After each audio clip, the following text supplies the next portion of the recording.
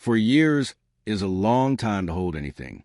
For years of watching fleets break against something that didn't slow down. For years of patching defensive lines with whatever was left after each engagement, and finding ways to make the patches hold long enough to matter. For years of sending reports up the chain that said the same thing in different words. We are still here. The line is still standing, but the margin is getting smaller and smaller and smaller. The Varen corridor was not a glamorous piece of space. It was a stretch of navigational geography that happened to exist between the Skell Empire's expansion territory and the Draven Coalition's core systems, a natural choke point created by the gravitational interactions of three dense stellar clusters that made transit outside the corridor essentially impossible for anything larger than a scout vessel. You wanted to move a fleet from Skell space to Coalition core territory. You came through the Varen corridor. There was no other way. This was the only reason the Coalition's core systems still existed. For years ago, when the Skell advance began pushing into Coalition space, the strategic calculus had been brutally simple. Hold the corridor or lose everything behind it. The Coalition had put its first fleet into the corridor, and the Skell had broken it in 3 engagements. The second fleet lasted longer, but the outcome was the same. The third fleet was a composite force assembled from everything the Coalition had left after the first 2, and it had held the line for 14 months by the time Dave Rourke took command, and it was still holding now in a way that something held when it was using everything it had and had stopped having reserves. Dave had taken command on a Wednesday morning 14 months ago. He remembered the briefing his predecessor had given him. Thorough, honest, and delivered with the exhaustive precision of someone handing off a situation they had kept alive through sheer will, and were trusting him to continue keeping alive through sheer will, because sheer will was what the situation currently ran on. He had been doing that since. Dave was 53 years old and had been in the Coalition military for 28 of those years.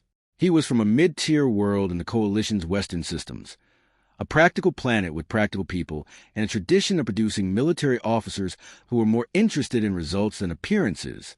He was not tall, not particularly imposing, not the kind of admiral who filled a room with presence. He was the kind of admiral who filled a room with competence, and that was the kind that mattered when the situation required competence above everything else.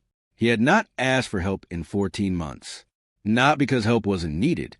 It had been needed from approximately week 3, when he had looked at the engagement data from the previous fleets and done the math on what the current defensive configuration could sustain against rejected Skell attack patterns, and understood that the math didn't work long-term.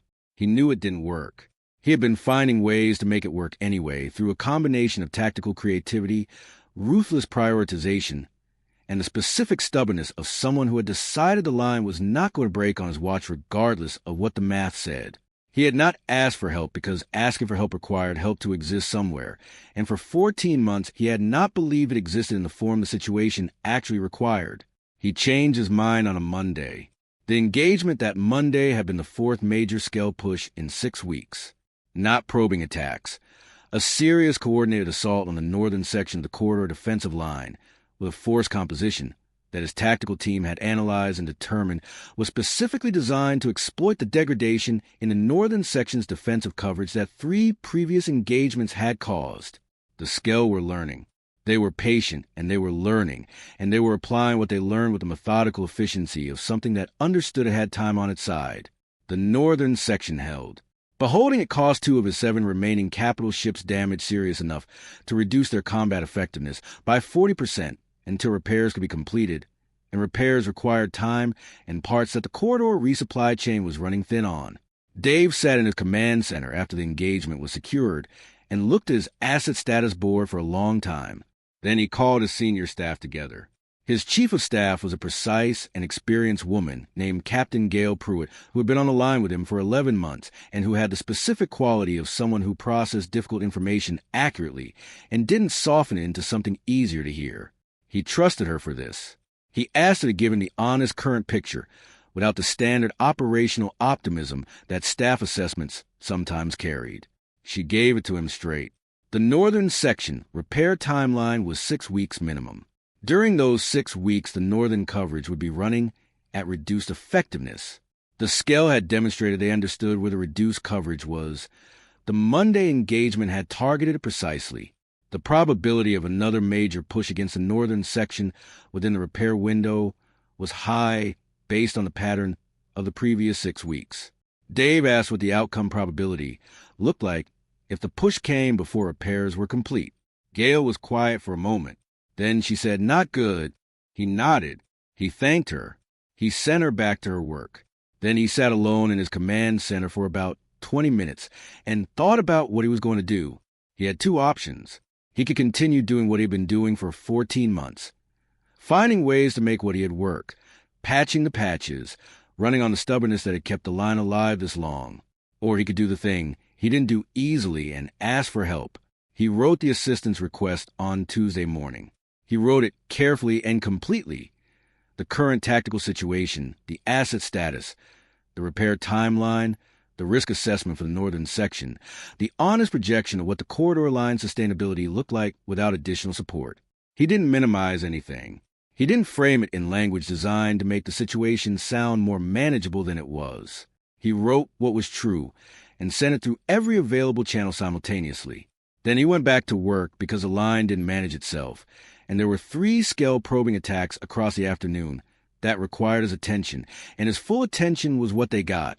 The probing attacks were the kind the scale had been running with increasing frequency over the past 2 weeks. Smaller scale than the major pushes, irregular timing, varying vectors. His tactical team had assessed them as reconnaissance pressure, testing the line's response times and coverage patterns at different points, gathering data, building the picture that would inform the next major push. Dave managed each one with the careful and specific attention of someone who understood that how you responded to a probing attack was itself information, and he was not going to give the scale information he didn't want them to have. By 2100, the corridor was quiet, and Dave was at his desk reviewing the day's engagement data when his communications officer knocked and came in. She said there was a response to the assistance request. Dave looked up. He had sent requests through 6 channels. Response times on those channels ranged from days to weeks depending on which body was processing them and what their current workload looked like. He had sent the request at 0800 that morning.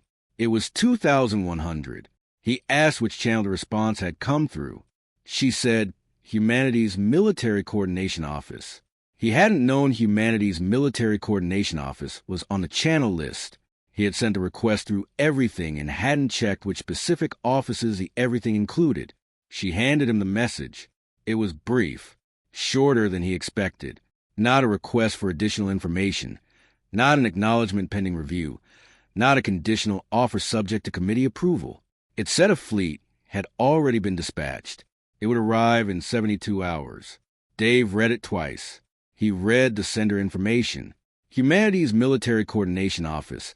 Timestamp current. No additional signatories.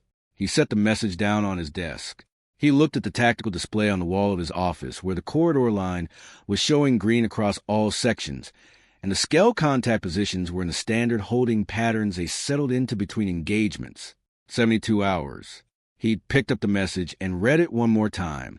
Then he went to find Gail, because she needed to know and because the next 72 hours were going to require the line to hold, and he had a lot of work to do before the help arrived. Dave called his senior staff together at 0600 the next morning. He had thought about how to tell them across the late hours of the previous night, while he was reviewing the corridor status reports and the engagement data from the Tuesday probing attacks. He had considered the various ways information like this could be delivered, with context, with qualification, with a careful framing that significant news sometimes received when the person delivering it wanted to manage how it landed. He decided to just tell them. He stood at the front of the briefing room with his coffee and his senior staff in their seats, and he said, "I filed the assistance request yesterday morning. I received a response last night from Humanities Military Coordination Office. They have dispatched a fleet. It will be here in 72 hours. He said in the same tone he used for operational updates and engagement reports and every other piece of information that moved through his command. Flat, direct, complete. No build-up and no elaboration beyond what the information itself contained. The briefing room was quiet for a moment, not the stunned quiet of people who had been surprised by something they couldn't process. The specific quiet of people who had been holding something very heavy for a very long time and had just been told that help was coming, and were taking the first seconds of that knowledge to let it be real before they did anything with it. His chief of staff, Gail Pruitt, was at the end of the table. She looked at him steadily when he finished speaking. She asked one question. She asked, 72 hours from now or 72 hours from when they sent the message? Dave said he had confirmed the timestamp. 72 hours from now meant the fleet had already been moving when they sent the message. They hadn't dispatched in response to his request. They had dispatched and then informed him. Gale processed this for a moment. Then she nodded and said, "We need to talk about the northern section coverage for the next 3 days." That was Gale.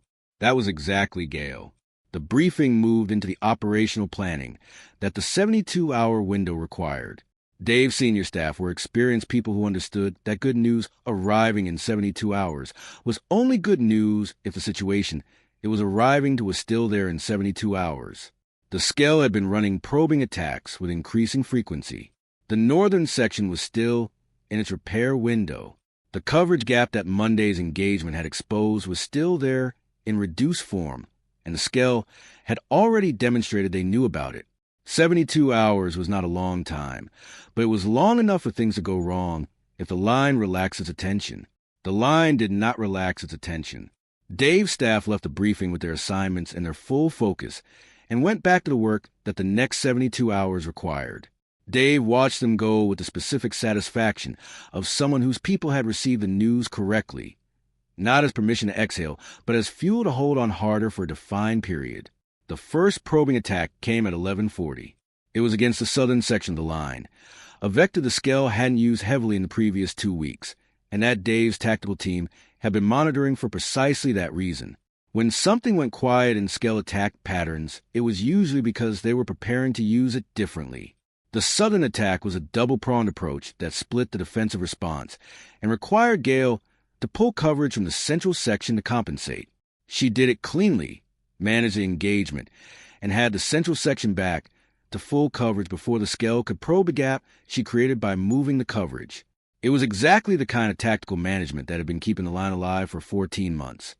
Precise, fast, and conducted with a total focus of people who had been doing it long enough that the instincts were automatic. The attack was repelled. The line held. Dave wrote the engagement note and moved on. The second attack came at 0300 the following morning. Night engagements were a Skell pattern that had emerged in the past month, hitting at the periods when command staff turnover occurred and the incoming watch was still getting oriented. Dave had adjusted his watch scheduling 3 weeks ago specifically to address this, staggering the handover times and requiring 30-minute overlap periods where both the outgoing and incoming watch officers were at their station simultaneously. The 0300 attack hit a watch overlap. The response was coordinated and immediate. The attack was repelled. Dave had been asleep for 2 hours when his communications officer woke him for the engagement alert. He was in the command center within 4 minutes, reviewed the situation, confirmed that Gale's team had it managed, and stayed at a station for the next 3 hours to ensure the Skell didn't follow the probe with a larger push while the watch was settling. They didn't. He went back to his quarters at 0630 and slept for 3 hours because a commander who didn't sleep was a commander whose judgment degraded, and degraded judgment was a resource cost a line couldn't afford. The third attack came at 1500 on the second day. This one was the most serious of the 72-hour period, a coordinated four-vector approach that hit the northern, southern, and both flanking positions simultaneously with forces large enough that each required a genuine defensive response. The multi-vector design was intended to stretch the defensive coverage to its limit and find the point where something had to give. Nothing gave. It was the closest call of the 3 days. The northern section, still running at reduced capacity through the repair window, absorbed more pressure than Dave was comfortable with for about 20 minutes before the repair teams managed to bring one of the damaged capital ships back to partial effectiveness, and the coverage stabilized. Gale managed a four-vector response from the tactical coordination station with the focus intensity of someone running for simultaneous chess games and refusing to lose any of them. After the engagement was secure, Dave looked at the northern section status board for a long time. Then he looked at the timeline. 31 hours remaining. He told the northern section repair teams that whatever they needed, parts, personnel, authorization to cannibalize non-essential systems from other vessels, they had it. He wanted that section at maximum achievable capacity before the human fleet arrived, and he wanted it done with time to spare. The repair team said they understood. Dave believed them because they were his people, and his people had been doing the impossible for 4 years and had not stopped yet. The fourth probing attack came at 0200 on the third day. It was small, almost perfunctory compared to the previous day's 4-vector push. Dave's tactical team handled it without escalating to his level, and he reviewed the engagement note the following morning over coffee. By 0900 on the third day, the corridor was quiet. The repair teams had the northern section capital ships at 78% effectiveness. Not full capacity, but significantly better than where they'd been, and well above the threshold that changed the defensive coverage picture. The crew had worked 40-hour shifts to get there, and Dave made a note to ensure they were formally recognized when this was over. By 1100, the corridor was still quiet. The scale probing patterns had gone still in a way that Dave's tactical team flagged as unusual. Not a concerning unusual, a holding unusual, the kind of pattern that appeared when the scale were consolidating rather than probing, pulling back the scout elements in preparation for something larger. Dave looked at the timeline. 11 hours.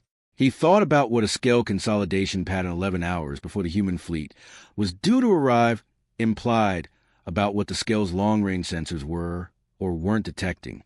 He thought the scale probably weren't detecting anything yet. He thought that was going to change. He got himself a fresh coffee and settled into his command station and told his watch team that he would be at a station for the remainder of the shift. Gail arrived at 1400 for her station rotation. She looked at Dave at his station with his coffee and the specific expression of someone who'd been working alongside a person long enough to read them accurately. She said, "You're not going anywhere, are you?" He said, "No." She took her station without further comment, because further comment wasn't necessary, and they both had work to do. The hours passed away, hours passed, when you were paying attention to them.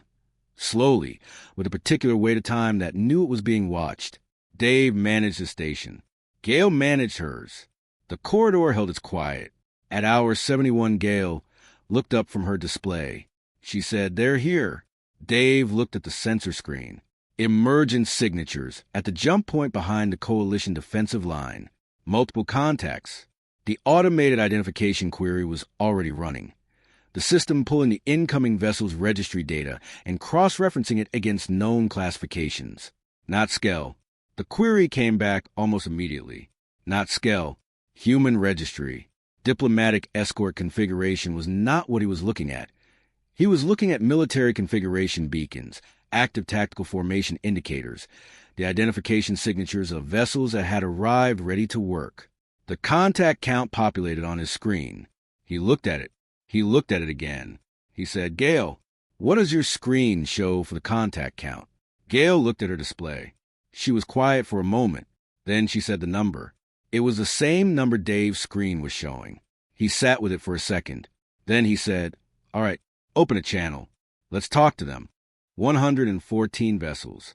Dave sat with that number for a moment before he did anything else. Not because he was uncertain about what to do next. The protocol for receiving a friendly fleet into your defensive perimeter was clear, and he knew it. But because the number on his screen was not the number he had been expecting, and the gap between what he had been expecting and what the screen was showing required a moment, he had not known what to expect. The humanity response had said a fleet had been dispatched and had given him 72 hours and had not said anything else. He had spent 72 hours not speculating about the size of what was coming, because speculating about things he couldn't confirm was not a productive use of command attention, and he had needed his command attention elsewhere. But if he had speculated, he would not have speculated 114 vessels. Gail was already running the approach coordination protocols from her station, the automated systems that managed the corridor's traffic infrastructure and that needed human oversight when the traffic in question was a military fleet arriving in an active defensive zone. Her hands were moving across her console with the practiced efficiency of someone who had run these protocols hundreds of times and who was running them now with the same focused competence she brought to everything. Dave watched the emergence data populate on the main display. They came through together. That was the first thing that registered beyond the number.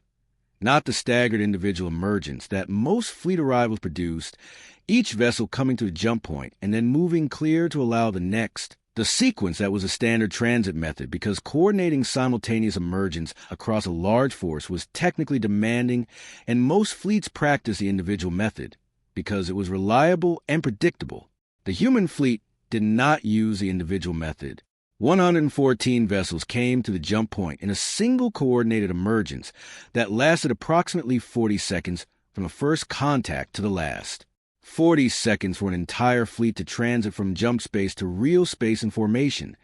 Not the formation they assembled after transit, but the formation they arrived in, already positioned relative to each other, already moving with the coherence of a force that had not just arrived together, but had been together in a meaningful operational sense since before the transit began. Dave had 30 years in coalition military service. He had seen fleet arrivals at various scales in various circumstances. He had never seen anything arrive from a jump point the way the human fleet arrived. Gail stopped her console work for about 15 seconds. She was watching the approach display, where the fleet's emergence was still completing, and the individual vessels were resolving into distinct contacts as the jump transit energy cleared. The display was showing them in formation, the tactical positioning markers populating in real time as the system identified each vessel and assigned it a tracking designation. The positioning was not random. It was not the approximate formation of a fleet that had come through and was assembling on the other side. It was a precise tactical arrangement that appeared to have been planned before transit and executed through the transit without deviation. Gail said something quiet. She said it to herself, but Dave was close enough to hear it. She said, "Look at them move." Then she went back to her console. The fleet took its position behind the coalition defensive line over the next 30 minutes. Dave watched the process on his tactical display and noted the specific way the human vessels positioned themselves, not clustering in the central corridor where the coalition's defensive infrastructure was concentrated, but spreading across the full width of the defensive zone in a coverage pattern that complemented the existing coalition positioning without duplicating it. They had looked at the corridor's defensive layout and positioned themselves to fill the gaps rather than reinforce the already covered areas. Dave had not sent them the defensive layout before they arrived. He noted this and filed it and kept watching. At 40 minutes after the fleet completed its positioning, the communication channel opened. The voice that came through was direct and clear and identified itself immediately. Admiral Lynn Carter, commanding the human expeditionary fleet. She said it the way you said something that was information rather than introduction. Her name and role delivered as operational data that he needed to have rather than as a social courtesy. She asked for the current tactical picture. Dave had the briefing ready. He had prepared it in the 40 minutes between the fleet's arrival and the channel opening. The 4 years of corridor line history compressed into the essential information that a commander arriving into an active defensive situation needed to be current on. He delivered it in 12 minutes. He covered the scale attack patterns, the current defensive configuration, the northern section repair status, the engagement history of the past 72 hours, the assessment of scale consolidation behavior that his tactical team had flagged in the final hours before the fleet's arrival. He gave her everything that mattered and gave it in the order that it mattered in. She listened without interrupting once. When he finished, there was a brief pause. Not the pause of someone deciding what to say, but the pause of someone who had taken in a complete operational picture and was organized in their response. She said, "Understood." One word. He had given her 12 minutes of dense operational information covering 4 years of active defensive engagement, and she had processed it into one word that communicated everything it needed to communicate, that she had heard it, that she had integrated it, and that she was ready to work. She said the human fleet would take the forward position, moving from behind the coalition defensive line to the forward edge of the corridor where the scale approach vectors converged. She said coalition forces should hold the secondary line. She said to keep coalition vessels clear of human firing solutions and gave him the specific corridor sectors where she needed clear lanes. Dave looked at the sectors she specified. They covered the primary scale approach vectors with margins that accounted for the engagement ranges his tactical data showed the scale prefer to work at. She had read his briefing correctly. Every part of it. He asked if she needed anything else from his end: resupply access, repair facility coordination, communication relay support. She said, "Just keep your people behind us." She said it without emphasis, not as a warning, not as a territorial statement, as a practical operational instruction from someone who was about to do a job and needed the workspace to do it in. Dave said, "Understood." The channel stayed open for administrative coordination, the logistics of integrating two fleets into a shared defensive zone, the communication protocols, the identification frequencies that would distinguish human vessels from coalition vessels on the tactical display. Dave's communications officer handled the administrative coordination with the human fleet's logistics staff. Dave stayed at his station and watched the tactical display, where the human fleet was completing its movement to the forward position. 114 vessels spreading across the forward edge of the Varen corridor. His tactical officer came to his station quietly. His name was Lieutenant Ben Walsh, a young officer who had been on the line for 7 months and who had developed in those 7 months the specific quality of someone whose instincts were being shaped by an active defensive situation into something reliable and accurate. Ben stood next to Dave's station and looked at the tactical display. He said, "Sir, look at their formation." Dave looked. The human fleet's forward positioning had completed. The formation they had settled into was not a standard defensive line. It was a layered arrangement that placed different vessel classes at different distances from the expected scale approach vectors, each layer positioned to support the layers around it in a mutually reinforcing pattern that Dave's 30 years of tactical experience recognized as something that would require a scale force to solve multiple simultaneous problems rather than a single defensive line. He looked at it for a while. Ben said, quietly, "I've never seen that configuration before." Dave said, "Neither have I." He picked up his coffee. The corridor was quiet. The scale consolidation pattern his team had flagged was still holding. The probing activity that had characterized the past 2 weeks had gone completely still in the hours since the human fleet arrived. Dave thought about what it meant that the scale probing had stopped. He thought they had probably detected the emergent signatures. He thought they were probably looking at their own sensors right now and running their own assessments of what 114 human warships in forward position at the Varen corridor meant for their operational plans. He thought that assessment was going to take them a while. He drank his coffee. The line was still holding. Now it was holding with company. The Skell Advanced Fleet appeared on the long-range sensors at 0340. Dave was already at his station. He had been at his station since 0200 when the corridor's passive sensor network had registered the kind of deep space movement patterns that his tactical team had learned to associate with a scale force assembling for a major push. Not the small irregular contacts of probing attacks, but the larger and more organized signatures of a fleet forming up at distance and moving toward the corridor with purpose. He had woken Gale at 0215. She had been at her station by 0230. By 0340, the long-range picture was clear enough that his tactical officer, Ben Walsh, could give him a preliminary composition estimate. Ben put the scale force at somewhere between 200 and 240 vessels. The uncertainty range was normal at long-range sensor distance, organized in the approach formation that the scale used for major corridor pushes. The formation was one his team recognized. They had seen it 3 times in the past 4 months. Each previous time they had seen it, the engagement that followed had been the hardest thing the line had faced in that period. Dave noted the composition estimate. He noted the formation. He noted the approach vectors, the same primary vectors the Skell had been using for months, the ones that his tactical team's response patterns were built around. Then he sent a communication to Admiral Carter's command channel. The response came back in under 2 minutes. Carter's voice was the same as it had been in every communication since she arrived. Direct, clear, completely without urgency in the sense of urgency that meant alarm. She said she had the scale force on her sensors. She said the human fleet was already moving to engagement configuration. She said coalition forces should complete their movement to the secondary line positions they had agreed on and hold there. She said, "This is what we came for." Dave acknowledged and began the coalition fleet's movement to secondary positions. His ships moved with the practiced efficiency of a force that had been repositioning under pressure for 4 years and knew how to do it cleanly. The secondary line was set and confirmed by 0420. The Skell fleet reached the corridor's outer engagement boundary at 0447. Dave watched the tactical display from the secondary command center, the position he had taken specifically to keep the primary forward command functions clear for Carter's operational control of the engagement. His display showed the full picture. The Skell fleet in its approach formation on one side, the human fleet in its forward position on the other, the corridor between them. The Skell formation did not alter when it reached the engagement boundary. Same formation, same vectors, the approach that had been designed around the coalition defensive layout that the Skell had spent months studying and mapping and building their tactical approach around.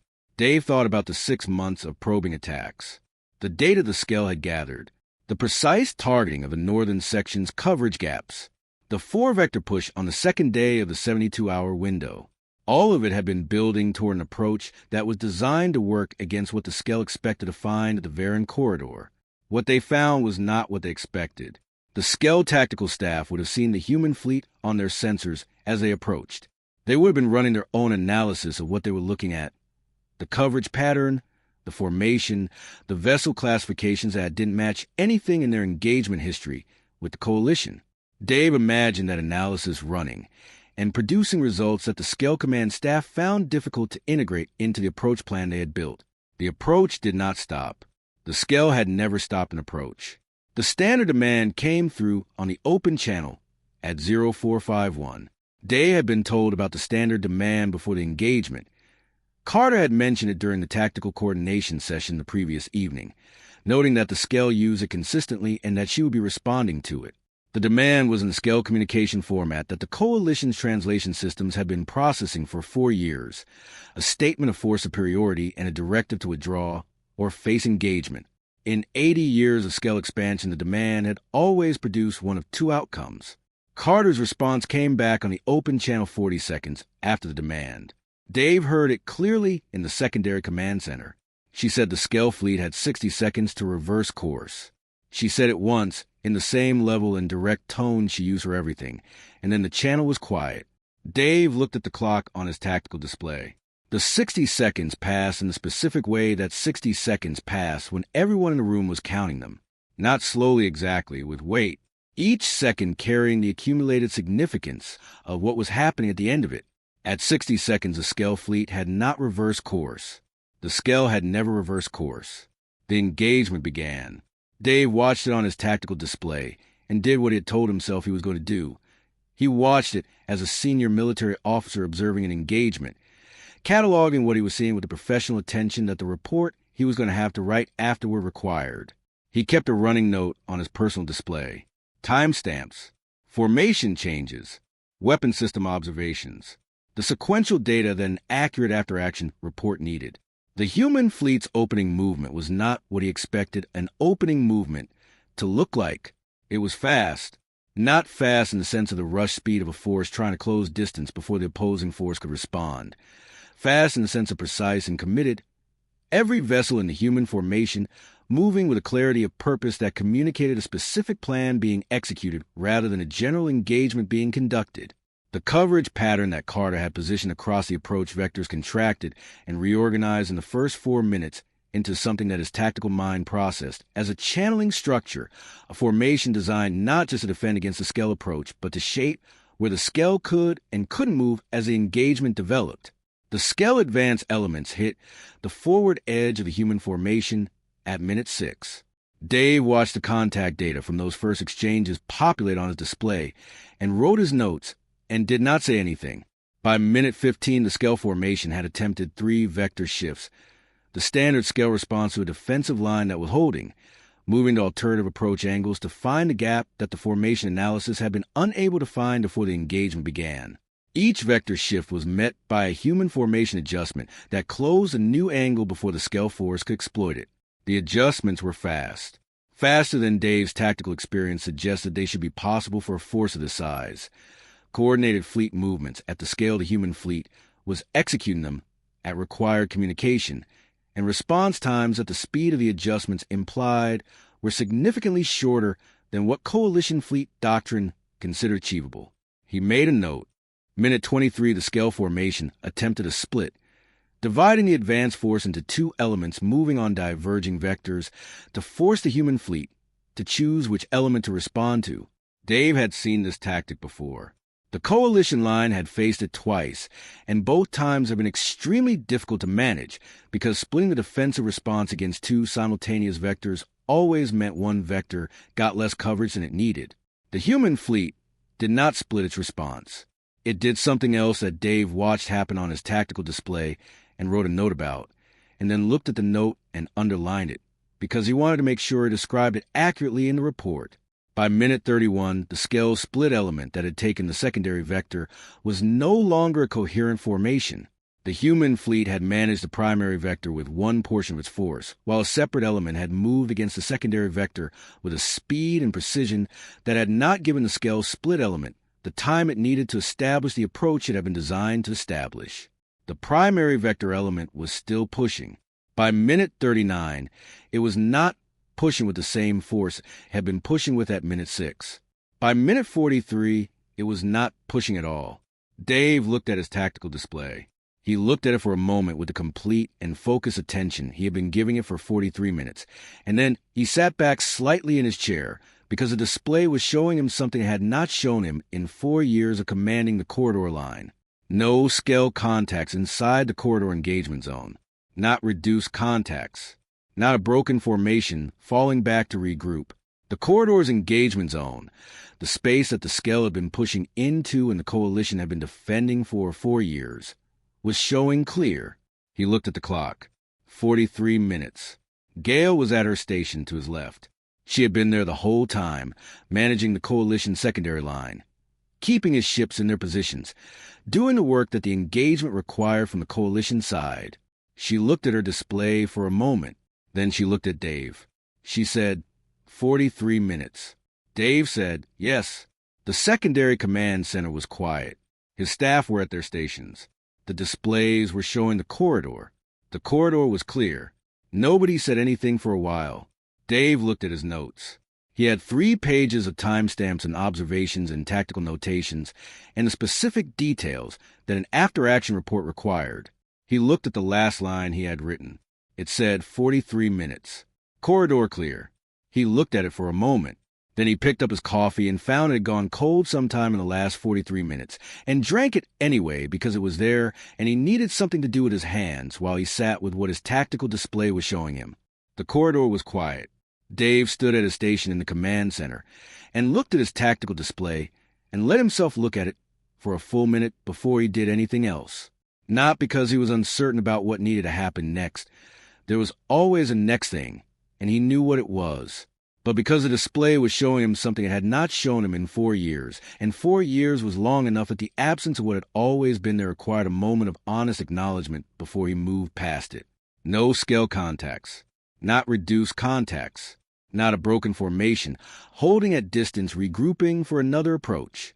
Not the familiar cluster of red markers at the corridor's far edge that had been a permanent feature of his tactical display for every day of the 14 months he had commanded the line. The display was showing the Varen corridor in every direction that his sensor network covered, and the corridor was clear. He had looked at this display every day for 14 months. He had looked at versions of it for 4 years through the command reports he had studied before taking his post. He knew every feature of it. The sensor range boundaries, the gravitational interference zones from the stellar clusters, the coverage gaps at the corridor's edges that his team had spent months developing workarounds for. He had never seen it look like this. Gale came to stand beside him after a few minutes. She had been finishing the coalition's secondary line stand-down procedures, the process of bringing his ships out of their engagement-ready configuration and back to the standard defensive posture now that there was nothing to engage. She stood next to him and looked at the display with the same quiet attention he was giving it. She said, "It's going to take some getting used to." He said, "Yes." They stood with it for another moment. Then the command channel opened and Admiral Carter's voice came through with the same direct and level quality it had carried in every communication since she arrived. She said the engagement was complete.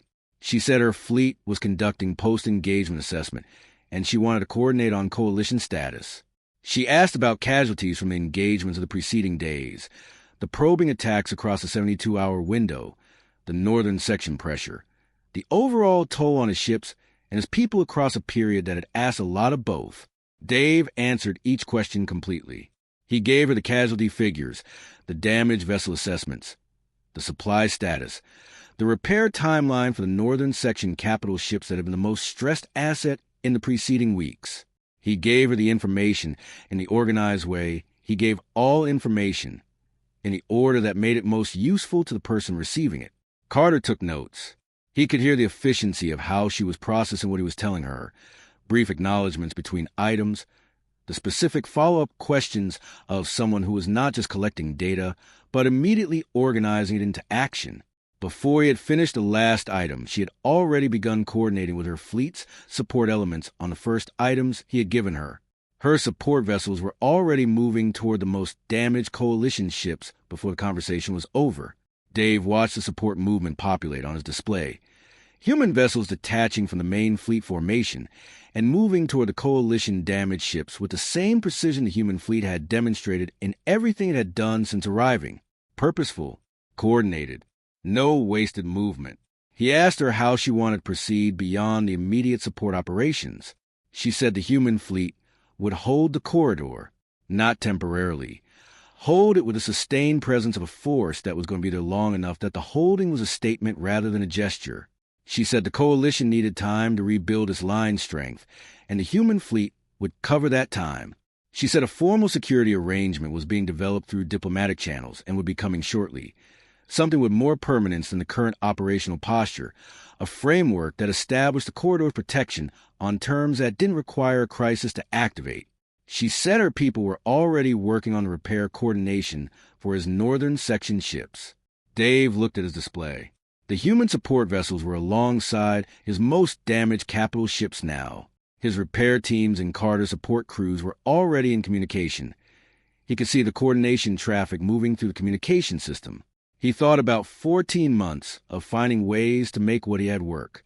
He thought about the Monday engagement in the northern section coverage gap, and the 6 weeks of increasing scale pressure that had finally pushed him to write the assistance request on a Tuesday morning that he had not found easy to write. He thought about the 72 hours and the 4 probing attacks and Gale's team holding the line with the same determination they had been holding it with for months because help was coming and the line needed to be there when it arrived. He thought about 43 minutes. He said, "Admiral, thank you."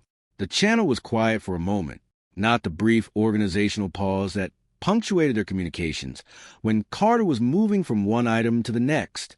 A different quality of quiet, the kind that preceded something said with more weight than the operational information that had filled most of their exchange. She said, "You held that line for 4 years with what you had." She said it simply. No elaboration, no surrounding language. Just a statement of fact that she had clearly considered and wanted to say directly. She said, "We just finished it." Dave sat with that for a moment. Then the channel moved back to the coordination logistics, and they both returned to the work, because the work did not pause for significant moments, and both of them were people who understood that. The days that followed had a different quality than the days that had preceded the human fleet's arrival. Not easier in the sense of requiring less. The post-engagement support operations, the repair coordination, the administrative work of integrating 2 fleets in a shared defensive zone, the communication with Coalition Command about the status of the line, and what the scale engagement had produced. There was as much work as there had ever been, but it was different work. Work that was building something rather than work that was preventing something from falling apart. Dave's repair teams got the northern section capital ships to full operational effectiveness 11 days after the engagement. It was 4 days ahead of the most optimistic timeline from the repair assessment Gale had given him before the human fleet arrived. He sent a note to the repair crew chief, a veteran engineer named Petty Officer Carl Briggs, who had been on the line for 2 years and whose team had been working around the clock since the Monday engagement, and told him the work was exceptional. Carl sent back a 3-word response. It said, "Line is holding." Dave read it and smiled for the first time in longer than he could immediately remember. 3 weeks after the engagement, the report came through from Coalition Command's Diplomatic Monitoring Office. It was flagged as significant and forwarded directly to Dave's command level because the corridor line's commanding officer was on the distribution list for diplomatic developments related to the Skell situation. The report said the Skell Empire had transmitted a formal diplomatic communication. The first formal diplomatic communication the Skell had sent in 80 years of expansion operations. It was addressed to humanity's government. Dave read the report in his command center with a fresh coffee. He read it twice. He noted the 80 years figure. 80 years of expansion that had consumed civilization after civilization without pause and without communication beyond the standard demand that preceded each engagement. One engagement at the Varan corridor, 43 minutes, and the Skell were sending diplomatic communications. He looked at his tactical display. The corridor was clear in every direction, his sensors covered. The human fleet was in its holding position across the forward zone, visible on his display as the blue formation markers that had replaced the red scale markers that had lived on his screen for 4 years. Carter support operations were winding down.